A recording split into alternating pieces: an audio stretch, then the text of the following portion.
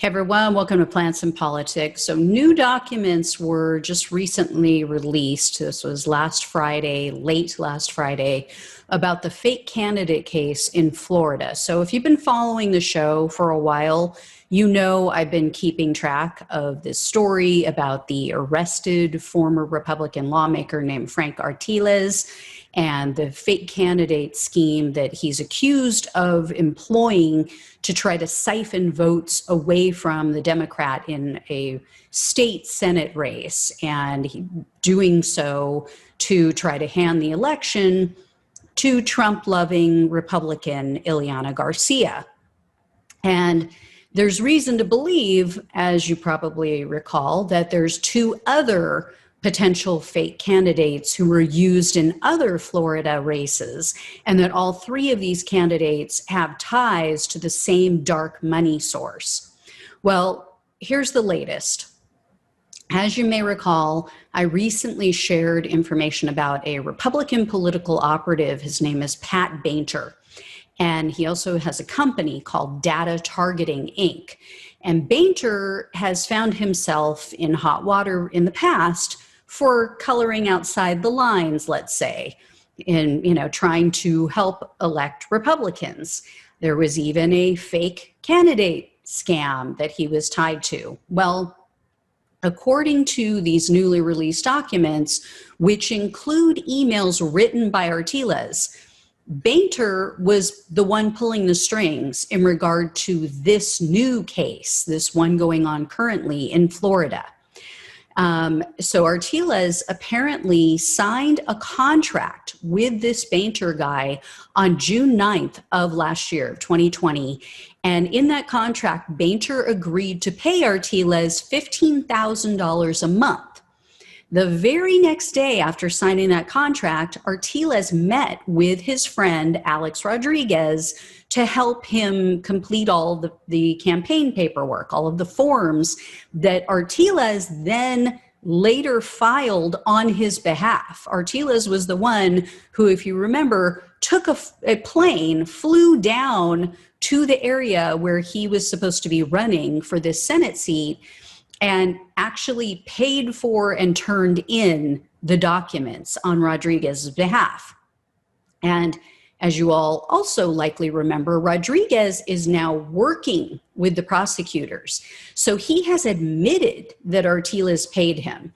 So we can say alleged, but he's admitted this. And Artiles allegedly paid him almost $45,000 for his part in this vote siphoning scheme. And Rodriguez, you probably also remember, switched his party affiliation. So he was a registered Republican, and then he switched the day before, I think it was, or within a short period of time before turning in his paperwork for his fake candidacy, he switched to no party affiliation. And then he ran as like an independent. So what we didn't know before was who was paying Artiles, because he just happened to have all this money laying around. When investigators went in, or the FBI went in, they said that there was a safe in his house. He had all these stacks of cash. Well, now we know that between June and November of 2020, Bainter allegedly paid Artiles $90,000 per that signed contract that they had.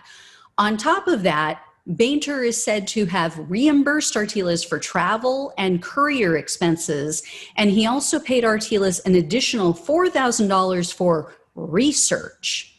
And in an email that Artiles sent on September 14th, he said to Bainter, quote, "Attached is the September invoice for your review and approval. I am standing by for orders. Please remember I have 6 PCs for independence if needed." Now, according to the Miami Herald, they say that PCs likely stands for political committees. And these new documents also reveal that Artiles roped his brother-in-law into this scheme unknowingly. So the guy didn't know what was going on, it appears. As you may recall, Rodriguez told prosecutors that in addition to the money that Artiles directly and indirectly paid him, he was also handed $9,000 in cash by another man. But we didn't know who that man was. Well, now we know that that other man is Artiles' brother-in-law. It's a man named Wade Scales.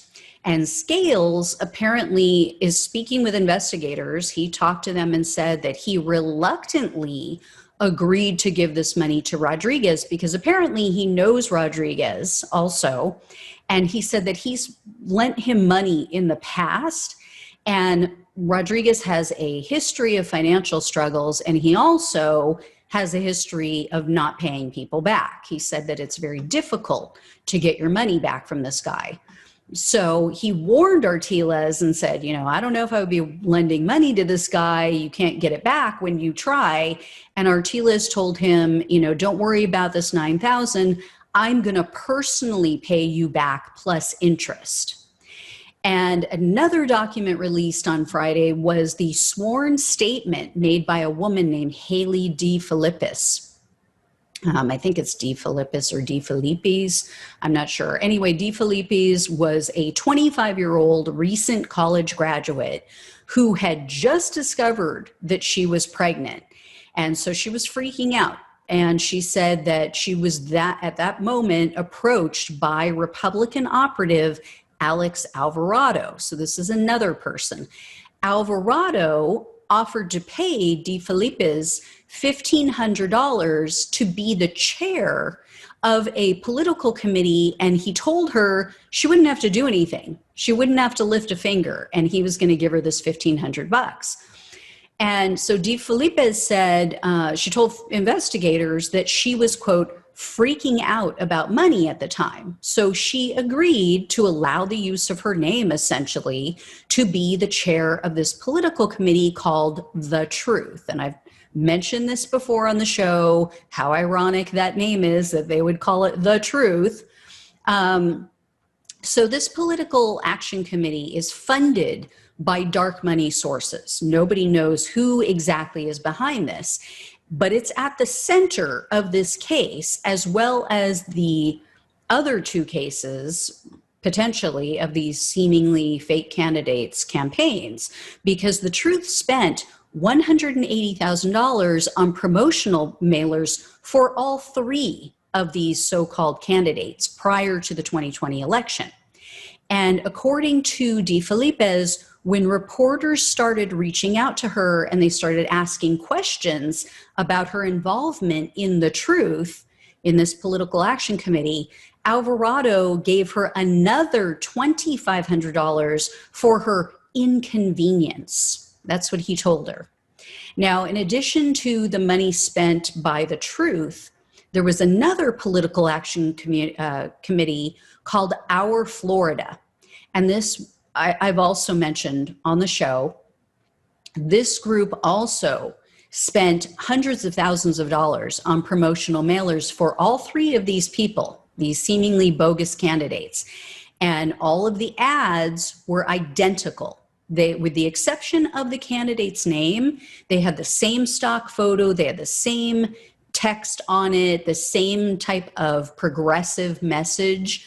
Well, Alvarado was also involved in recruiting another inexperienced young woman to chair the political committee known as Our Florida. So these were young women who had nothing to do with political committees. They knew nothing about it. They had no experience whatsoever. And Alvarado claims that, this was nothing. There was nothing nefarious going on. He says that no one hired him to create the $550,000 worth of mailers, which were printed, by the way, by his stepfather's company. So Alvarado told the Miami Herald that, this was an independent expenditure. This was a business venture. And so far, he hasn't been charged. He hasn't been arrested or anything. So we'll see what happens with that. But, who just goes out and decides to, I'm just going to raise money for 3 candidates who aren't campaigning, who won't hold any rallies, who won't even speak to the press, but I'm just going to raise money and then spend over $500,000 on mailers to promote them. Yeah. And isn't it telling that the right-wing media, as far as I know, to my knowledge, not one of them has mentioned this very real election fraud scheme at all. None of them. And again, I could be wrong. It's not like I watch their coverage, but I do subscribe to some right-wing media just to see what they're talking about. I've yet to see one single report about these fake candidates and about Republicans being involved in all of this. Yet they continue to push Trump's big lie that he lost because of election fraud. So they're going to totally ignore an actual real case where people have been arrested, where people are working with the prosecutors, admitting that they committed election fraud, essentially. But yeah, let's ignore that and cover the fake fraud. But who's fake news? Tell me again. All right, guys, I'll keep you posted on this story as new documents come out. Like I said before, the judge ordered that they're all released. So I have a feeling it's going to start dripping out and reporters will start, sifting through it and reporting on things. So I'll let you know as I hear more. Thank you so much for watching and listening. Take care, and I'll talk with you soon.